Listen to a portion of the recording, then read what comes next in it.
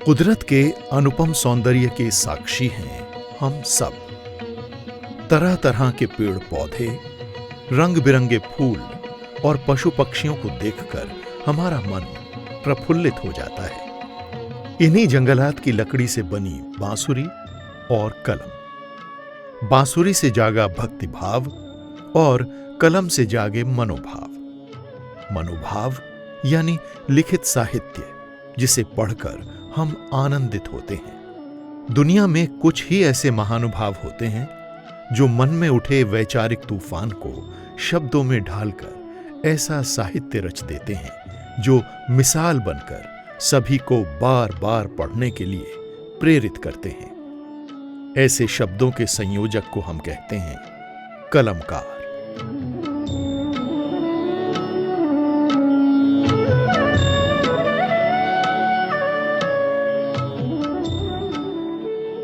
साहित्य समाज का आईना है, ये बात तो हम सभी जानते हैं। और ये भी जानते हैं कि साहित्य कभी पुराना नहीं होता। कालजयी रचनाओं को जब जब पढ़ा जाए तब तब हम उसी कालखंड में पहुंच जाते हैं जहां वो रचना लिखी गई थी। हम उसी परिवेश में पहुंच जाते हैं जिसमें वो रचना रची गई। ऐसे ही साहित्यकारों और उनके साहित्य से जुड़े अनछुए पहलुओं को लेकर हम आपके लिए लाए हैं ये कार्यक्रम। मुझे पूरा यकीन है कि हमारा ये कार्यक्रम सभी उम्र के साहित्य प्रेमियों के लिए बेहद महत्वपूर्ण साबित होगा, उनकी साहित्यिक यात्रा में मील का पत्थर साबित होगा। और आज जिस शख्सियत के व्यक्तित्व और जिनके कृतित्व से मैं आपको रूबरू करवाने जा रही हूँ, उनकी तलवार रूपी कलम से निकले शब्दों के बारे में इतना ही कहना चाहूंगी। खूब लड़ी मर्दानी वो तो झांसी वाली रानी थी। एक बालिका 9 वर्ष की, वहीं से उसने लिखना शुरू कर दिया था। बचपन से ही जो है उनका रुझान इस तरफ था कि समाज में कुछ बदलाव होने चाहिए। महिला लेखिकाओं की जो भूमिका रही है उसमें जो प्रमुख नाम है सुभद्रा कुमारी चौहान के व्यक्तित्व ने जब आकार लेना शुरू किया तो वो स्वाधीनता संग्राम की हलचलों का दौर था। जबलपुर से उन्होंने जो नेतृत्व किया तो ये नेतृत्व उनका नागपुर तक पहुंचा। सुभद्रा कुमारी चौहान तो वो थी जो झंडा आंदोलन में पहली महिला थी जो गिरफ्तार हुई थी। खूब लड़ी मर्दानी वो तो झांसी वाली रानी थी। बच्चों में देशभक्ति का संचार करती है। मैं रानी लक्ष्मीबाई हूँ, झांसी की रानी। झांसी को अंग्रेजों के हाथों में नहीं जाने दूंगी।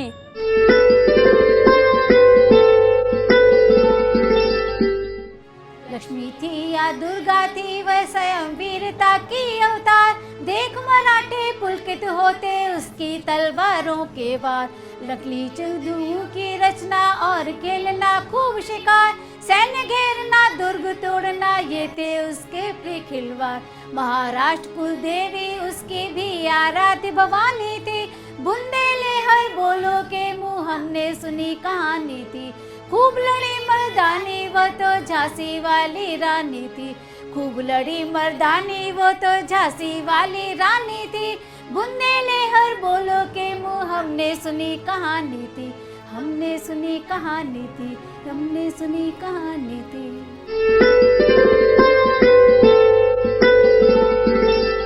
1904 का जन्म है और कई भाई बहनों के बीच में वो एक थी।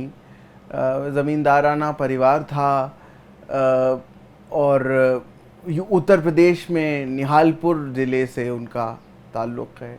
इलाहाबाद में जिस स्कूल में ब्राथवेट गर्ल्स हाई स्कूल में उनकी पढ़ाई हुई, पर उनका जो लेखन था वो बचपन से शुरू हुआ था। 9 साल की उम्र में पहली उनकी कविता जो है वो छपी थी और फिर 1915 में उनका विवाह हुआ ठाकुर लक्ष्मण सिंह चौहान जी से, जो कि खंडवा से थे, लेकिन समय के चलते वो जबलपुर आए और उन्होंने वहाँ पर अपनी वकालत करने के लिए, वकालत का आगाज़ करने के लिए वो वहाँ आए और फिर तब से आमरण वहीं रहे। गंगा, यमुना और सरस्वती की पवित्र भूमि इलाहाबाद की एक कलम वीरांगना, जिसने शब्दों के प्रहार से तत्कालीन ब्रिटिश हुकूमत की नींव को हिलाकर रख दिया था।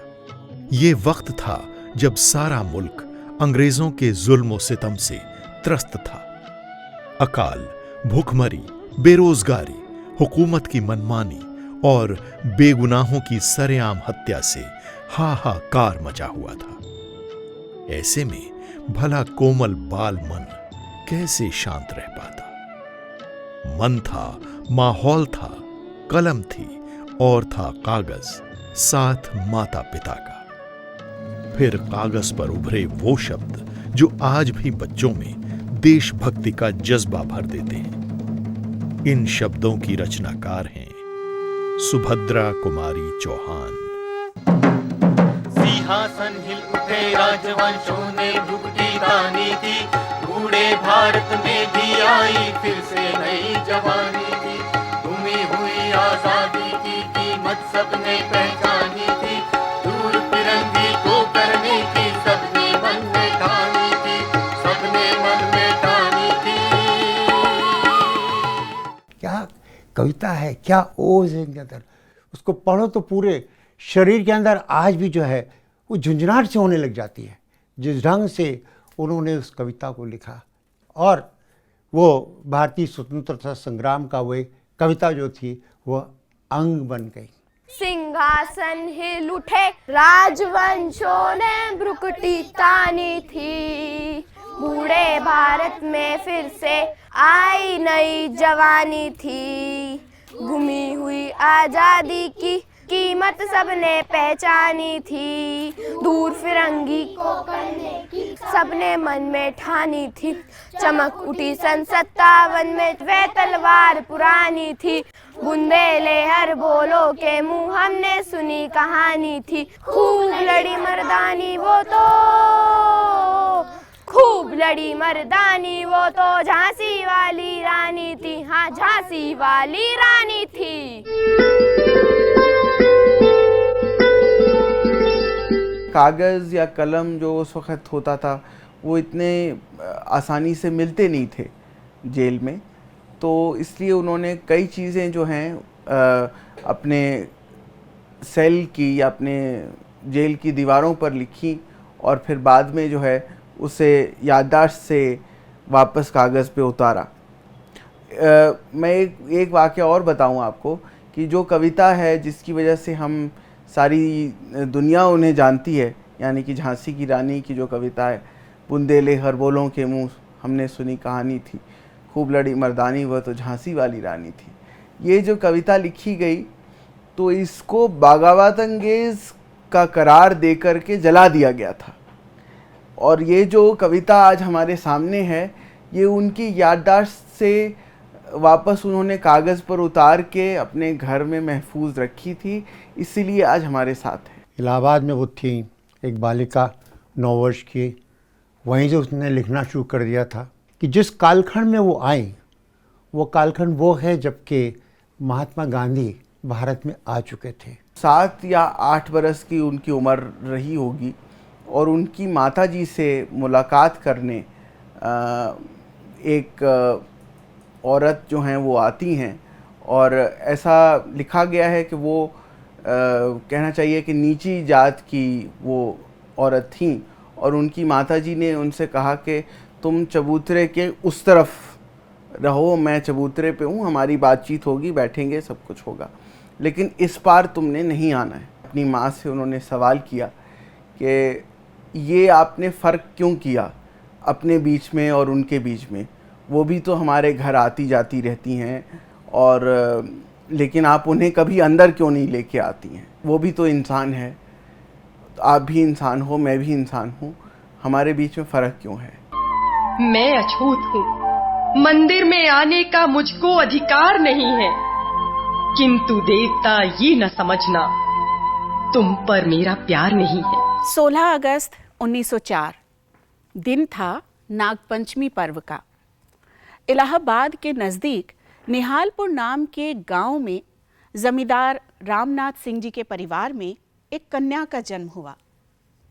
कौन जानता था कि नाग पंचमी के पर्व पर जन्मी ये कन्या अंग्रेज शासकों के लिए नाग कन्या साबित होगी, क्योंकि इनकी कविताओं ने, इनकी रचनाओं ने गुलाम भारत में राष्ट्रीय चेतना जगाने का कार्य किया था।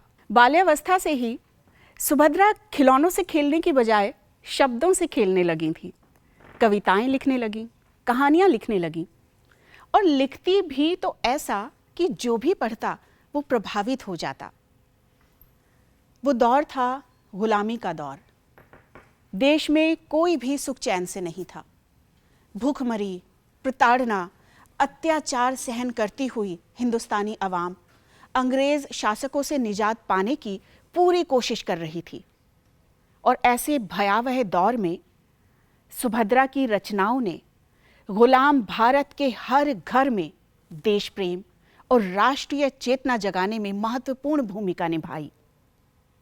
और उस दौर में ही क्यों, आज भी जब हम सुभद्रा के लिखे हुए शब्दों को पढ़ते हैं तब वो अपने से लगते हैं, एकदम नए लगते हैं, और ऐसा लगता है कि सुभद्रा कुमारी यहीं कहीं हैं, हम सबके बीच, हम सबके साथ।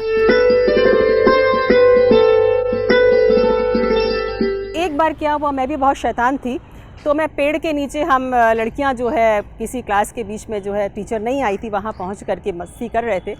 तो प्रिंसिपल आ गई और सब लोग, सारी लड़कियां भाग गईं और मैं रह गई क्योंकि मैं पेड़ पर चढ़ करके अमरूद तोड़ रही थी। तो उन्होंने कहा कि अब तुम यहीं पे इसी तरह से बैठी रहो जब तक छुट्टी नहीं हो जाती है। तो वहाँ पे फिर लड़कियां आईं और कहने लगी कि कुमुद शर्मा अमरूद दो हमें। हमने कहा बिल्कुल नहीं मिलेगा, तुम लोग छोड़ के भाग गई थी। तो उसमें से किसी ने कहा कि अरे तुम्हें पता है, कुछ कविता लिखो। यहाँ पर सुभद्रा कुमारी चौहान और महादेवी वर्मा बैठ करके कविताएं लिखा करती थी। सुभद्रा कुमारी चौहान और महादेवी वर्मा जिस कॉलेज से पढ़ी हैं उसी कॉलेज से मैं भी पढ़ी हूँ। महान कवित्री सुभद्रा कुमारी चौहान जी की बचपन में पढ़ी हुई कविता कदम का पेड़ आज भी याद है। यह कदम का पेड़ अगर माँ होता यमुना तीरे, मैं भी उस पर बैठ कन्हैया बनता धीरे धीरे। ले देती यदि मुझे बांसुरी, तुम तो पैसों वाली, किसी तरह नीचे हो जाती यह कदम की डाली। तुम्हें नहीं कुछ कहता पर मैं चुपके चुपके जाता, उस नीची डाली से अम्मा ऊंचे पर चढ़ जाता। बहुत ही खूबसूरत कविता, और इसका स्मरण करके और इसका उच्चारण करके अलग सी अनुभूति होती है, बहुत अच्छा लगता है।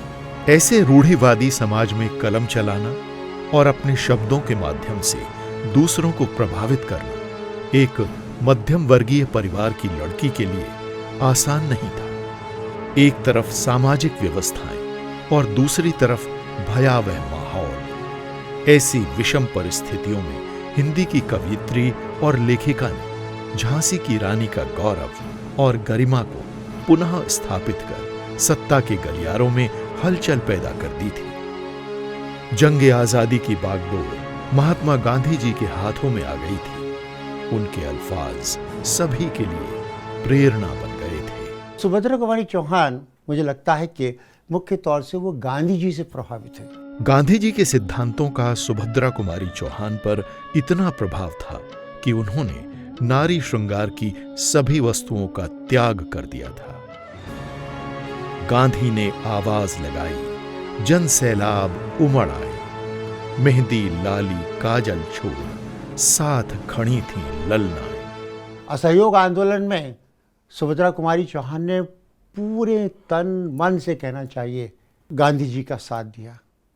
सबसे पहले तो उन्होंने सारे अपने आभूषण जो थे वो निकाल के बेच दिए, वो दान कर दिए। अब आप ये देखिएगा कि नवविवाहिता वो लड़की है, उसको, एक नवविवाहिता लड़की को भारत में खास तौर पे आभूषण कितना प्रिय होता है, लेकिन किस ढंग से उनके अंदर देश की प्रति भावना, देशभक्ति की भावना कूट कूट के भर गई थी कि उनको वो सब चीज़ें बड़ी छोटी सी लगी। बहुत शौक होता है लोगों को सुंदर सुंदर कपड़े पहनने का, गहनों का, लेकिन सुभद्रा कुमारी चौहान बिना किनारी की सफ़ेद साड़ी पहनती थी, गहने नहीं थे। एक बार बापू ने पूछा कि तुम्हारी शादी हो गई? तो उन्होंने कहा हाँ हो गई, मेरे पति तो साथ आए हैं। बहुत उत्साह के साथ वो बोली। तो उन्होंने कहा कि कल से तुम किनारी की साड़ी पहन करके आना। उस समय की जितनी महिलाएं थीं जो उस समय पार्टिसिपेट कर रही थी, उसमें भागीदारी थी जिनकी स्वाधीनता आंदोलन में, उन सबको उद्वेलित करने की क्षमता उसमें थी। और एक अकेली नारी क्या कर सकती है, वो झांसी की रानी के माध्यम से सुभद्रा कुमारी चौहान ने बताया। असहयोग आंदोलन उस समय से वो जुड़ी गांधी जी के संदेश के साथ, और फिर गांधी जी के साथ भी, और ज़िंदगी के अंत तक वो गांधी जी के संदेश को ही लेकर के आगे जाती नहीं। और मेरे ख्याल में उनके जो शब्द हैं वो आज भी गांधी जी के संदेश को ही दर्शाते हैं। प्यारी बहनों, आज जबलपुर की धरती बापू के चरणों के स्पर्श से पवित्र हो गई है। घर से न जाने क्या क्या सोच कर आई थी। बापू को देखकर सब भूल गई हूँ। बापू के स्वागत में एक गीत लिखा है, उसे ही प्रस्तुत कर रही हूँ। पधारो गांधी जी महाराज, मोहनदास आस जननी के, जनता के सिरताज, मातृ हृदय की मृदुल मृदुलता, बालकपन की विमल सरलता, आत्मा की प्रत्यक्ष प्रचलता हमने देखी आज। पधारो गांधी जी महाराज। सुभद्रा कुमारी चौहान ने एक अनुकरणीय मिसाल कायम कर असहयोग आंदोलन में सक्रिय भाग लिया। एक तिलक स्वराज फंड बनाया गया था, उसके लिए पहले उन्होंने खुद दान किया, उसके बाद वो गांव-गांव गई और जाके जो है वो फंड जो है उन्होंने रेज किया। असहयोग आंदोलन में जो खास बात थी वो ये कि असहयोग करना है, शिक्षण संस्थाएं और विभिन्न संस्थाएं हैं, नौकरियां छोड़नी हैं। और सुभद्रा कुमारी चौहान ने 9वीं क्लास में शिक्षा छोड़ दी। गांधी जी के आह्वान पर तत्कालीन भारतीय नारी समाज उठ खड़ा हुआ। ये अपने आप में बहुत बड़ा क्रांतिकारी कदम था।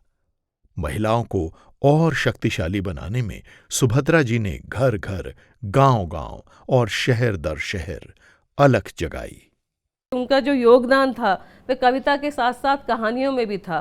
कुछ ऐसी कहानियां थी उनकी जो महिला को एक तरह से उसकी क्षमता को बढ़ाने के लिए पर्याप्त थीं कि 2 कहानी मैं इस समय कहना चाहूँगी। एक देवदासी, बड़े घर की बात, और एक और ध्यान में इस समय आ रही है मझली रानी, जिसमें स्त्री पक्ष को लेकर उस समय के समाज, उस समय के साहित्य और देश को समझने का दृष्टिकोण प्रदान करती है। आज भी जब हम इन कहानियों को पढ़ते हैं तो उस समय का समाज किस प्रकार का था, उस समय स्त्रियों की दशा क्या थी और वह किस दिशा की खोज कर रही थीं, वह भी हमारे सामने आता है। तो कहानी और कविता दोनों ही दृष्टियों से सुभद्रा कुमारी चौहान जो हैं हमारी दृष्टि में स्वाधीनता आंदोलन में महिलाओं को प्रेरित करने के लिए उनका बहुत बड़ा सहयोग हम मान सकते हैं। आज़ादी की जंग छिड़ी तो फूल बन गई ज्वालाएं, घर घर में जब अलख जगी तो बाहर निकली बालाएं। ये पंक्तियां भले ही वरिष्ठ कवि मधुसूदन जी ने आज लिखी हों, लेकिन इतिहास में दर्ज तारीखें कभी झूठ नहीं बोलती। महिला सशक्तिकरण उस वक्त कोई आसान काम नहीं था, लेकिन फिर भी नाग पंचमी के पर्व पर जन्मी कन्या का अपना व्यक्तित्व ही कुछ ऐसा था कि उनसे जो भी महिला मिलती वो प्रभावित हुए बिना रह नहीं सकती थी। उनका जो व्यक्तित्व है, व्यक्तित्व से कृतित्व का जो पदार्पण है वो बिल्कुल ऐसा है जिसमें आप देखेंगे कि जो वो सोचती हैं वही उनकी रचना में बिल्कुल साक्षात परिलक्षित होता है। वो एक माँ थी, माँ बच्चों को कितना प्यार करती है। उनकी 3 बच्चे कहानी मुझे हृदय से द्रवित होने को बाध्य करती है कि 3 बच्चे छोड़कर सुभद्रा जी के साथ उनकी एक सहेली उनके साथ जेल गई। जेल में पता चला कि भूख से प्रताड़ित होकर वे बच्चे कुपोषण का शिकार होकर तीनों के तीनों मर गए, नाले के किनारे मृत पाए गए। सुभद्रा जी का हृदय कांप उठा, लेकिन उनका देशभक्ति का जज्बा कहीं कमज़ोर नहीं हुआ। उनके भी बच्चे थे, वे अजय चौहान, विजय चौहान, इन बच्चों को छोड़कर, सुधा को, ममता को छोड़कर अनेक बार जेल गई, पर मन में वो हिलोर ले रहा था देशभक्ति का पारावार, जिसमें माँ की ममता पीछे छोड़ गई और देशभक्ति के लिए, मातृभूमि के लिए सब कुछ न्यौछावर कर देने की भावना प्रबल रखने वाली सुभद्रा कूद पड़ी। तो उन्होंने जो जिया वो लिखा, बहुत सादगी के साथ, बहुत अपनेपन के साथ। तो उन्होंने लिखा था, ना होने दूंगी अत्याचार, चलो मैं हो जाऊं बलिदान। ये भाव था उनका, ये भाव था मातृभूमि के लिए मर मिटने का भाव। कहते हैं ईश्वर हर किसी को धरती पर एक निश्चित काम को अंजाम देने के लिए भेजता है। बिरले ही होते हैं जो भगवान की आकांक्षाओं पर खरे उतरते हैं। सुभद्रा जी का जन्म भी एक खास मकसद को पूरा करने के लिए हुआ था। उन्होंने वह लिखा जिसके लिए वो आज भी याद की जाती है कि उससे अधिक लोकप्रिय हिंदी कविता और कोई नहीं है। और वो कविता जो है उसने झांसी की रानी को घर घर तक पहुंचा दिया। खूब लड़ी मर्दानी, वह तो झांसी वाली रानी थी। लक्ष्मी थी या दुर्गा थी वह स्वयं वीरता की अवतार। देख मराठे पुलकित होते उसकी तलवारों के वार। नकली चुदू की रचना और खेलना खूब शिकार। सैन्य घेरना दुर्ग तोड़ना ये थे उसके प्रिय खिलवाड़। महाराष्ट्र कुल देवी उसकी भी आराध्य भवानी थी। बुंदेले हर बोलो के मुँह हमने सुनी कहानी थी। खूब लड़ी मर्दानी वो तो झांसी वाली रानी थी। खूब लड़ी मर्दानी वो तो झांसी वाली रानी थी। बुंदेले हर बोलो के मुँह हमने सुनी कहानी थी। हमने सुनी कहानी थी।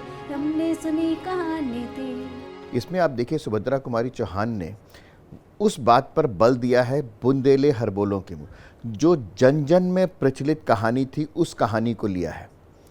सामान्यतया हमारे राष्ट्रीय आंदोलन के जो इतिहास पढ़ाया जाता है उसमें ऐसे नामी गिरामी लोगों के बारे में तो बताया जाता है, लेकिन सुभद्रा कुमारी चौहान ने अपनी कविता के माध्यम से पहली बार उस इतिहास को जो जनता में प्रचलित रहा है, झांसी की रानी का, लक्ष्मीबाई का इतिहास भी उस रूप में लिया जो वहाँ के आम जनता में प्रचलित था। इसलिए बार बार उनकी कविता में आता है इस तरीके की। और वो पूरी जो कहानी है झांसी की रानी की, वो कविता में वो कहानी है जो लोक प्रचलित थी। छोटी सी उम्र में इतिहास की गहराइयों को समझकर उन्हें अपने शब्दों में ढालना उनकी विलक्षण प्रतिभा की ओर संकेत करता है। इस प्रकार से हम देख रहे हैं कि जैसे जैसे समय बीतता जा रहा है, सुभद्रा कुमारी चौहान आज भी हमारे बीच में जिंदा है। उनका जो अवदान था उस अवदान के लिए और ख़ास तौर पे जो उनकी कविताएं हैं, उन कविताओं के कारण सुभद्रा कुमारी चौहान हमेशा हम सब के बीच में जीवित रहेंगी। कानपुर के नाना के पिता की वो संतान अकेली थी। नाना के संग पढ़ती थी वो, नाना के संग खेली थी। बर्छी ढाल कृपाण कटारी उसकी यही सहेली थी। उसकी यही सहेली थी। उसकी यही सहेली थी। वीर शिवाजी की गाथाएं उसको याद जवानी थी।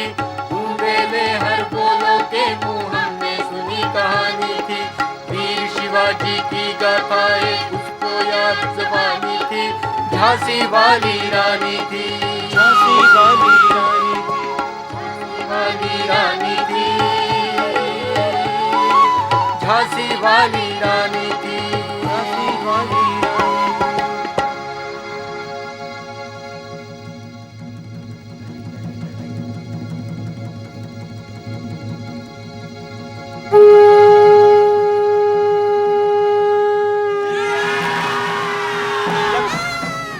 जज्बा, जज्बात और जुनून के साथ साथ काबिलियत उम्र की मोहताज नहीं होती।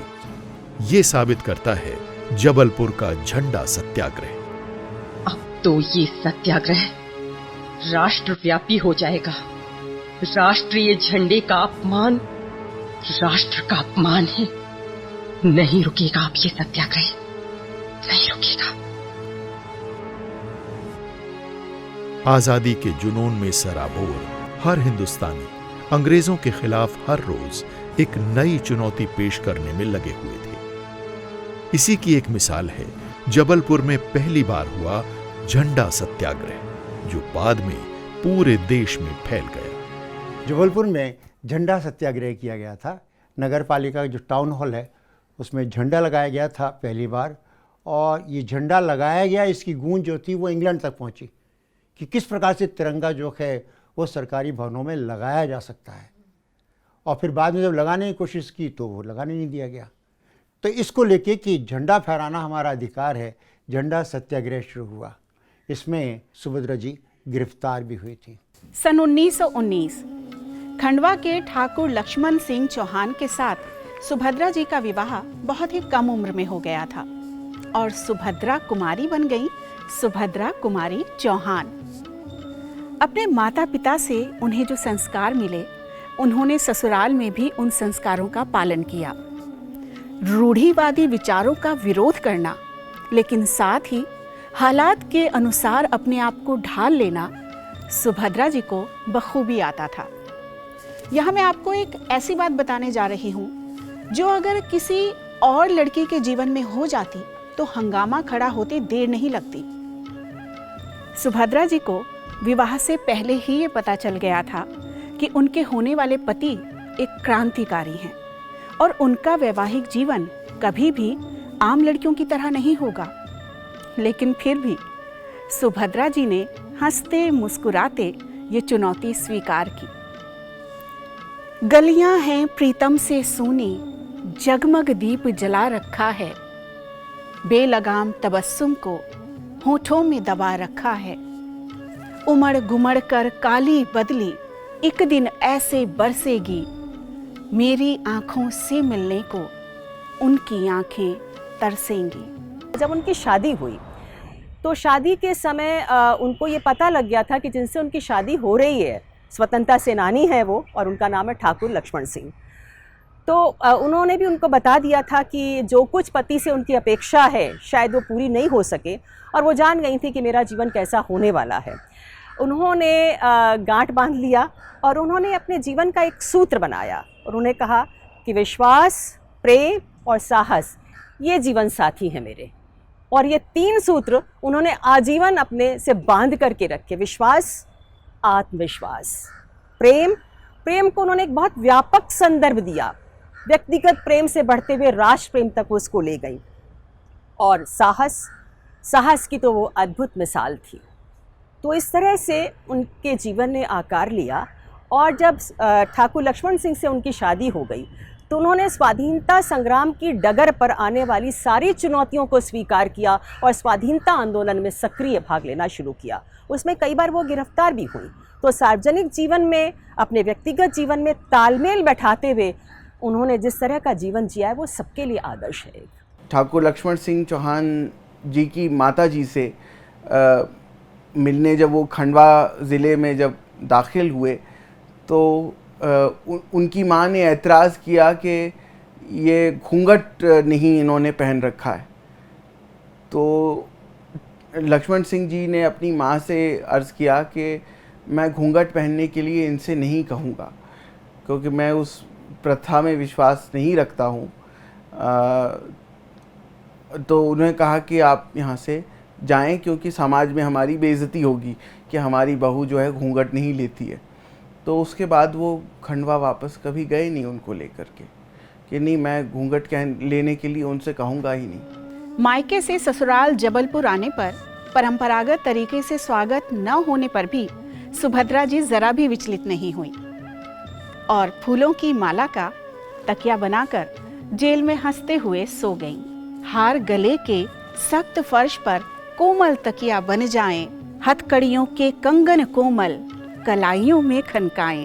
शादी के बाद जब विदा होकर के आई तो होता है कि बहुत सारे कलश रखे जाते हैं, मंगल कलश होते हैं और स्वागत होता है बहू का, लेकिन उनका वहाँ उस तरह से स्वागत नहीं हुआ क्योंकि राजा लक्ष्मण सिंह और ये लोग तो जेल चले गए। तो जेल उनको जाते समय जो फूल मालाएं मिली उन्होंने उसका जाकर के जेल में तकिया बनाया और उस पर वो सोई। इस तरह का तो उनका जीवन था। अपने पति की भावनाओं की कद्र करते हुए सुभद्रा कुमारी चौहान ने कभी भी न तो अपने माता पिता से और न ही सास ससुर से कोई शिकायत की। जीवन साथी का पूरा सहयोग मिला और देश दायित्व के साथ साथ अपनी 5 संतानों का लालन पालन भी उन्होंने बखूबी किया। लक्ष्मण सिंह चौहान अपने पति के साथ जो है वो नागपुर पहुंचती हैं। नागपुर में पहले कहा जाता है कि महिलाओं को आंदोलन में शामिल नहीं होना चाहिए, लेकिन सुभद्रा जी ने कहा नहीं, हम लोग इसमें भाग लेंगे। फिर उनको अनुमति दी गई।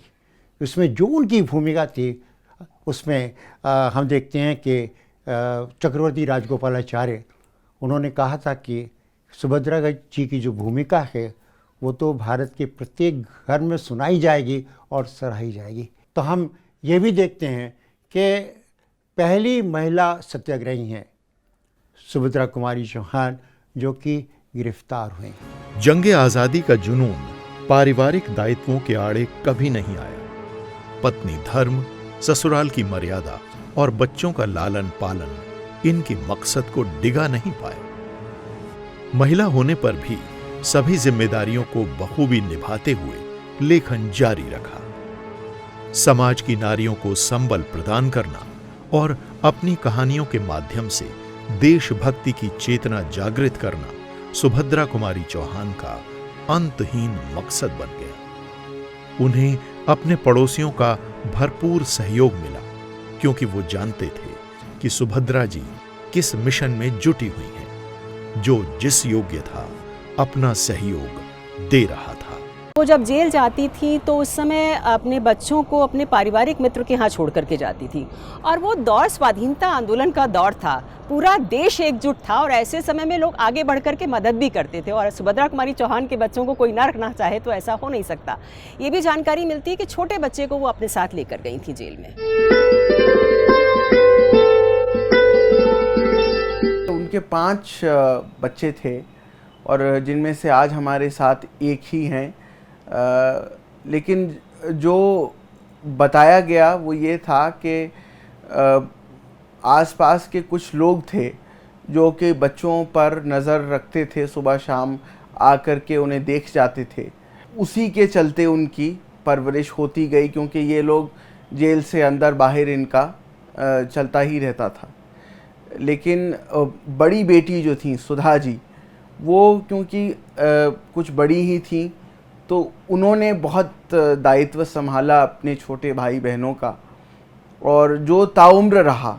सुभद्रा कुमारी चौहान 4 बहनें और 2 भाई थे। उनके पिता ठाकुर रामनाथ सिंह शिक्षा के प्रेमी थे, और उन्हीं की देखरेख में उनकी प्रारंभिक शिक्षा भी हुई। इलाहाबाद के क्रॉसवेट गर्ल्स स्कूल में महादेवी वर्मा उनकी जूनियर और सहेली थी। आजादी की लड़ाई में वो 3 बार जेल भी गईं। वहां से उन्होंने अपनी कलम की उपस्थिति दर्ज कराई और जेल की दीवारों पर ही कविताएं लिख दी। उनको पता लगा कि महादेवी वर्मा कविता लिखती है, एक लड़की है, तो क्लास में गई और उन्होंने उनकी कॉपी छीनते हुए कहा कि तुम कविता लिखती हो। और उस समय मैथ्स की कॉपी उनके हाथ में थी, कविता कहीं लिखी हुई थी, तो उन्होंने छीनी। तो महादेवी वर्मा की आंखों में आंसू थे। तो सुभद्रा कुमारी चौहान ने पढ़ा, उनका अच्छा तो लिखती हो, तो रोती क्यों हो?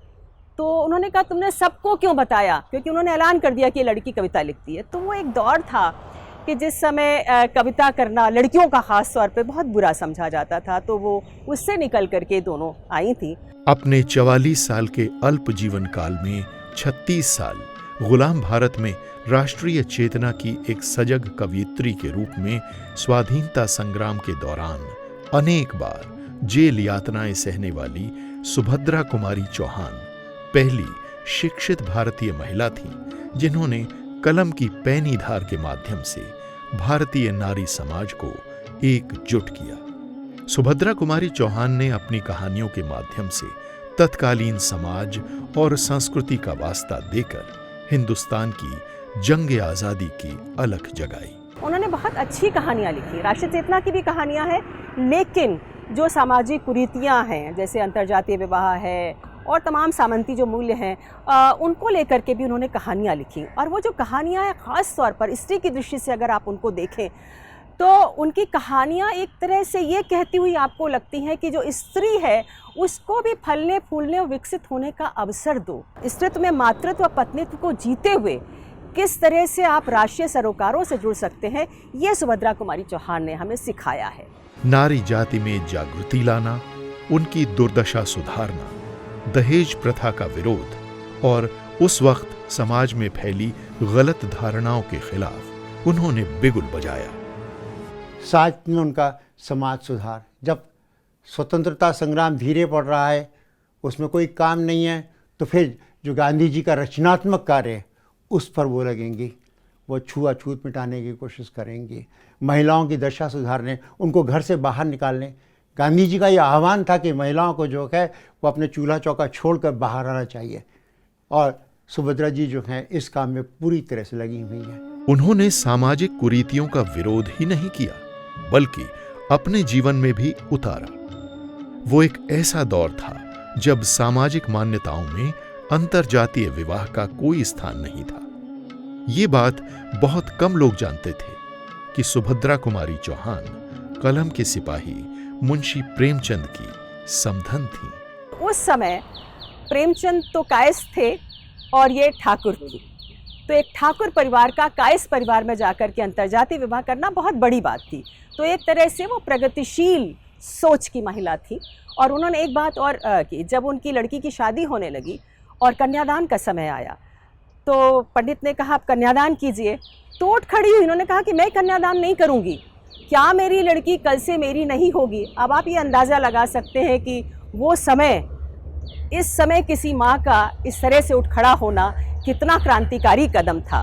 और उन्होंने मतलब ये बताया कि लड़की जो है दान की चीज़ नहीं है, लड़की का भी अपना व्यक्तित्व है। असहयोग से लेकर व्यक्तिगत सत्याग्रह और भारत छोड़ो आंदोलन में सुभद्रा जी की सक्रिय भागीदारी स्वतंत्रता संग्राम के इतिहास में स्वर्णिम अक्षरों में अंकित है।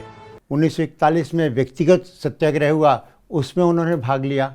1942 में जो भारत छोड़ो आंदोलन है उसमें उन्होंने भाग लिया, उसमें भी वो गिरफ्तार हुए, 3 बार गिरफ्तार हुए और 1 साल से ज़्यादा वो ब्रिटिश कारागार में रही।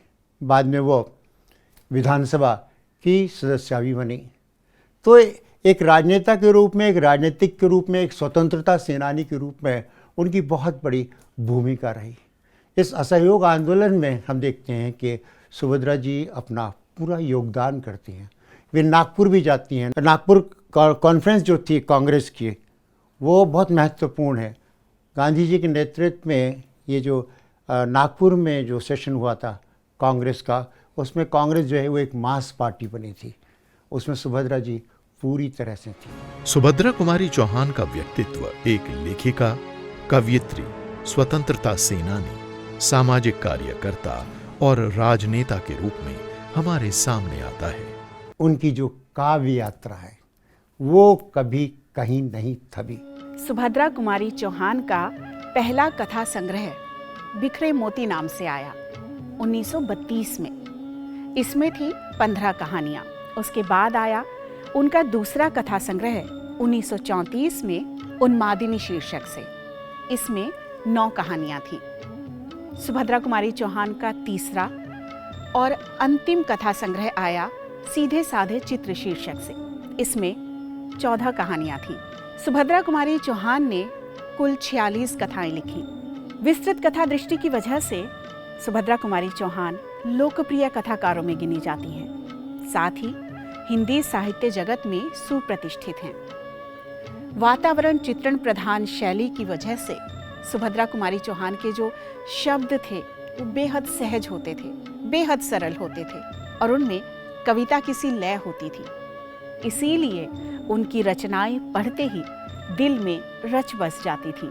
अपनी कहानियों और कविताओं से सुभद्रा कुमारी ने हिंदी भाषी क्षेत्रों में अपनी एक खास पहचान बना ली थी।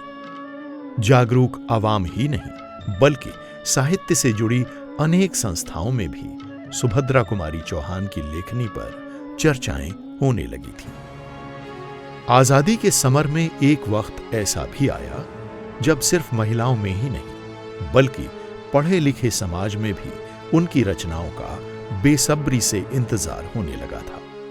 जीवन में ऋतुराज वसंत भी आया, लेकिन वहाँ पर जलियांवाला बाग के भीतर खड़े होकर के वो वसंत हमें किस भाव से अनुप्रेरित करता है, ये है सुभद्रा कुमारी चौहान का हृदय। यहाँ पर एक महान कवित्री, एक विशेष कवित्री, एक ऐसी कवित्री जो वसंत में भी, वसंत वास्तव में श्रृंगार का समय माना जाता है, लेकिन उस वसंत के अंदर भी जब सुभद्रा कुमारी चौहान जलियांवाला बाग का बिंब लेके आती हैं तो वसंत भी क्या होता है, वीर रस की कविता बन जाती है। वो वसंत भी भुजाओं में, रगों में उस राष्ट्रभक्ति की भावना को दौड़ा करके रहता है। ये है सुभद्रा कुमारी चौहान। वो एक पहचान बन गई थी। इसी का परिणाम था कि सन 1931 में आपको मुकुल कविता संग्रह के लिए सेक्सरिया पारितोषिक सम्मान मिला और इसके बाद अगले साल सन 1932 में बिखरे मोती के लिए फिर से सेक्सरिया सम्मान से सम्मानित किया गया। जब उनको ये पुरस्कार दिया गया तो उन्होंने एक कविता लिखी। उस कविता में उन्होंने अपना जो दर्द है वो ज़रूर बतलाने की कोशिश की है। इस बुंदेलों की झांसी में शस्त्रों बिना तार कैसा, देश प्रेम की मतवाली को जननी पुरस्कार कैसा। आज तुम्हारी लाली से माँ के मस्तक पर हो लाली, काली जंजीरें टूटे काली जमुना में हो लाली। जो स्वतंत्र होने को है पावन दुलार उन हाथों का, स्वीकृत है माँ की वेदी पर पुरस्कार उन हाथों का। लड़ने की धुन में भाई ममता का मधुर स्वाद कैसा, अपने ही से अपनों का डरती हूँ धन्यवाद कैसा। कलम वीरांगना के ऋण से उऋण होने का सिलसिला आज भी जारी है।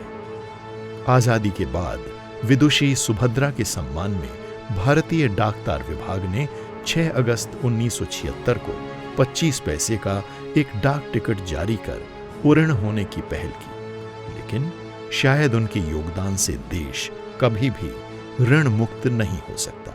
6 अगस्त 1976 को वीर रस की जो कवयित्री रही हैं हमारी सुभद्रा कुमारी चौहान, जो कि एक फ्रीडम फाइटर भी थी, उनको सम्मान देने के लिए उनके ऊपर एक स्टैंप जारी किया था। भारतीय तटरक्षक सेना ने 28 अप्रैल 2006 को सुभद्रा कुमारी चौहान की राष्ट्र प्रेम की भावना को सम्मानित करने के लिए नए नियुक्त एक तटरक्षक जहाज को सुभद्रा कुमारी चौहान का नाम दिया। 2006 में हम देखते हैं कि सुभद्रा जी फिर से हम लोग के नज़र में सामने आती हैं, जबकि इंडियन कोस्टल गार्ड के जहाज़ का नाम जो है सुभद्रा कुमारी चौहान रखा जाता। वो एक स्वतंत्रता सेनानी थी, वीरानी थी, और इसी प्रकार की कोई चीज़ जो है उनके नाम पे होनी चाहिए।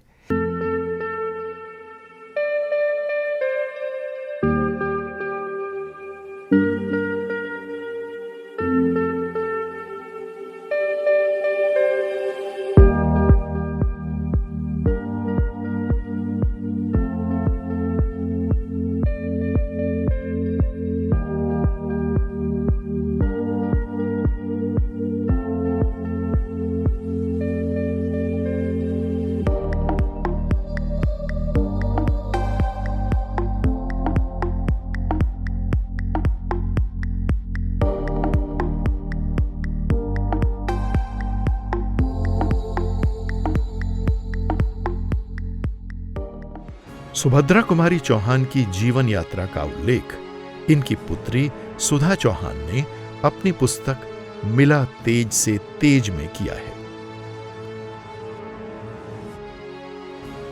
आज सुभद्रा कुमारी चौहान के साहित्य को प्रकाशक पुनः छापकर युवाओं को प्रेरणा दे रहे हैं। सुभद्रा कुमारी चौहान बचपन से ही क्रांतिकारी थी। उन्होंने अपने विचारों को अपनी कविताओं में, कहानियों में उतारा और उनकी ये पुस्तक छापने का हमें मौका मिला।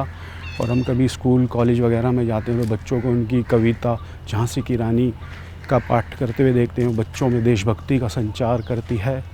बुंदेले हर बोलो के मुंह हमने सुनी कहानी थी, खूब लड़ी मर्दानी वो तो झांसी वाली रानी थी।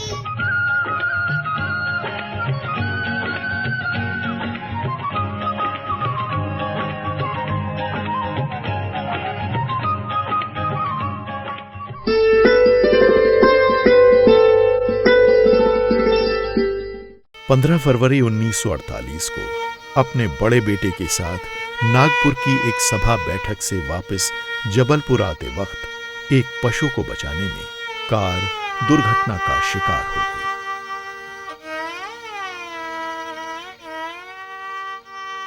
दुर्घटना इतनी भीषण थी कि मां और बेटा दोनों गंभीर रूप से घायल हो गए। अपने बेटे को ऐसी हालत में देखकर सुभद्रा जी विचलित हो उठी। उन्हें दिल का दौरा पड़ा और 44 वर्ष की अल्पायु में ही आज़ाद भारत में सुभद्रा जी पंचतत्वों में लीन हो गईं। ये देश और साहित्य जगत के लिए एक ऐसी क्षति थी जिसकी पूर्ति कभी संभव नहीं है।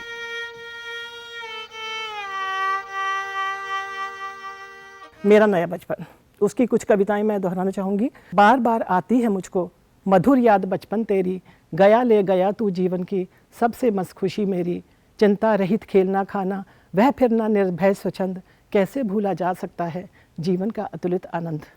वह भोली सी मधुर सरलता, वह प्यारा जीवन निष्पाप, क्या आकर मिटा सकेगा तू मेरे मन का संताप। और अंत में इस कविता में सुभद्रा कुमारी चौहान जी क्या लिखती हैं? मैं बचपन को बुला रही थी, मैं बचपन को बुला रही थी, बोल उठी बिटिया मेरी, नंदन बंसी फूल उठी यह छोटी सी कुटिया मेरी। माँ ओ कहकर बुला रही थी, माँ ओ कहकर बुला रही थी, मिट्टी खाकर आई थी, कुछ मुंह में कुछ लिए हाथ में मुझे खिलाने आई थी। पुलक रहे थे अंग, दृगों में कौतूहल था झलक रहा, मुँह पर थी आह्लाद लालिमा, विजय गर्वता झलक रहा। मैंने पूछा यह क्या लाई, मैंने पूछा यह क्या लाई, बोल उठी माँ काओ, हुआ प्रफुल्लित हृदय खुशी से, मैंने कहा तुम ही खाओ। पाया मैंने बचपन फिर से, बचपन बेटी बन आया, उसकी मंजूर मूर्ति देखकर मुझ में नवजीवन आया। मैं भी उसके साथ खेलती, खाती हूँ तुतलाती हूँ, मिलकर उसके साथ स्वयं मैं भी बच्ची बन जाती हूँ। जिसे खोजती थी बरसों से अब जाकर उसको पाया, भाग गया था मुझे छोड़कर वह बचपन फिर से आया, वह बचपन फिर से आया।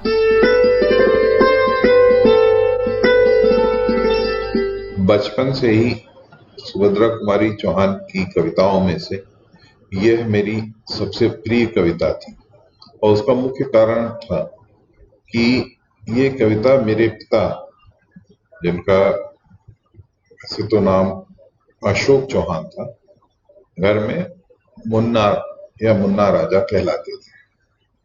तो इस कविता में मुन्ना राजा का जिक्र है, तो अपने पिता का नाम होने या उस कविता में पाने में मुझे सबसे ज्यादा अच्छी लगती थी ये कविता। कविता का नाम है कदम का पेड़। यह कदम का पेड़ अगर माँ होता यमुना तीरे, मैं भी उस पर बैठ कन्हैया बनता धीरे धीरे। ले देती यदि मुझे बांसुरी तुम 2 पैसे वाली, किसी तरह नीची हो जाती यह कदम की डाली। तुम्हें नहीं कुछ कहता पर मैं चुपके चुपके आता, उस नीची डाली से अम्मा ऊंचे पर चढ़ जाता, फिर वही बैठ मजे से बांसुरी बजाता। अम्मा अम्मा कह बांसी के स्वर में तुम्हें बुलाता, सुन मेरी बांसी को तुम माँ इतनी खुश हो जाती, मुझे देखने काम छोड़ तुम बाहर आ जाती।